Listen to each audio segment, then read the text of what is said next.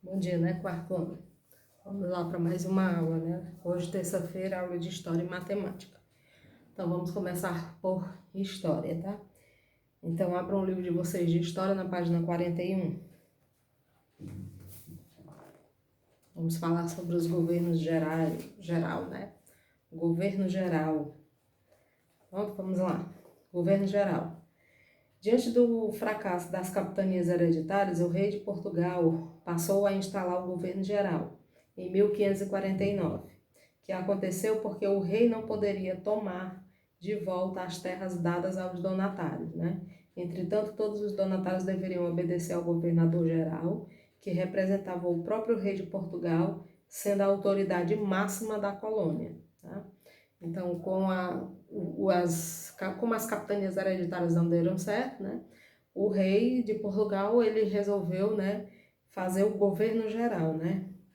E com isso ele não podia mais tomar as terras que ele deu aos donatários, né? Ele tinha que deixar com eles mesmo, porque ele não podia mais tomar essas terras, né? Assim, o governo geral foi instalado na Bahia, já que ficava no meio das capitanias. Salvador foi fundada e passou a ser a primeira capital do Brasil, Salvador. Juntamente com o governador-geral, trabalhavam para o funcionamento da colônia o ouvidor-mor, responsável pela ordem e pela justiça, o provedor-mor, que era responsável pelo dinheiro, e o capitão-mor, que ele era responsável pela guarda e defesa dos territórios. Tá?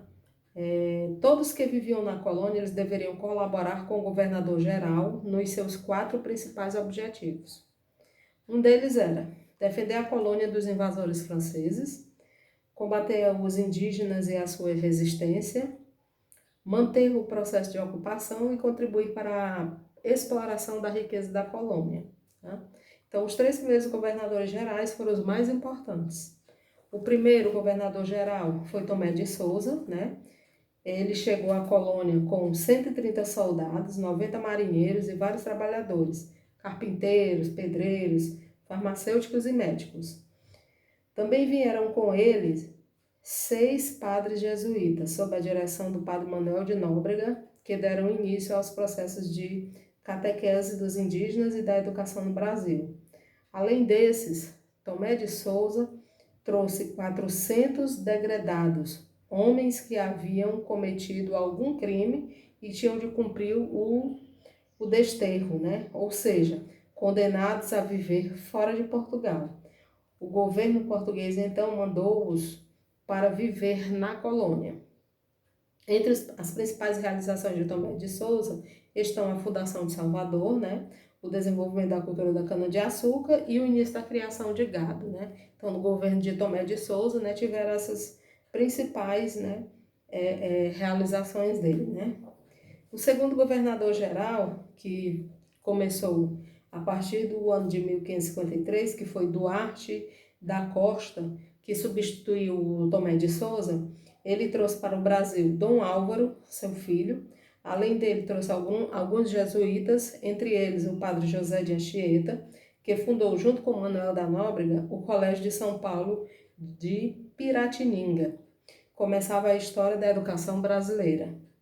Duarte da Costa perdeu o cargo de governador-geral por 2 motivos. Primeiro, não fez um bom governo. E segundo, seu filho criou sérios problemas na colônia. Então, ele não durou muito, né, no governo geral. Né? E o terceiro, né, governador-geral, foi que começou no ano de 1558, que foi Mendes Sá, né? Foi nomeado novo governador-geral.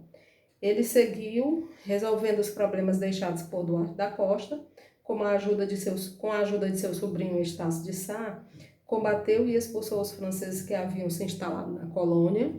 Após as lutas, foi fundada a cidade de São Sebastião, do Rio de Janeiro, atual Rio de Janeiro. Durante seu governo, Portugal passou a enviar para a colônia muitos degredados. Assim, Portugal ficava livre de seus criminosos. Também nessa época intensificaram-se os combates aos indígenas. Muitos deles foram capturados e vendidos como escravos. Essas capturas eram realizadas por meio de expedições no interior do Brasil, né? As entradas e as bandeiras.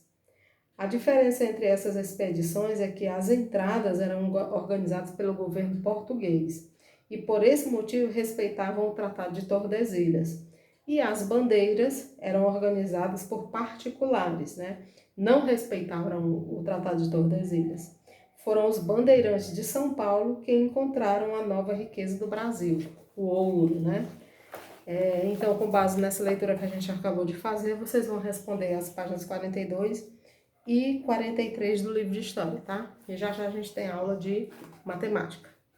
Até daqui a pouco.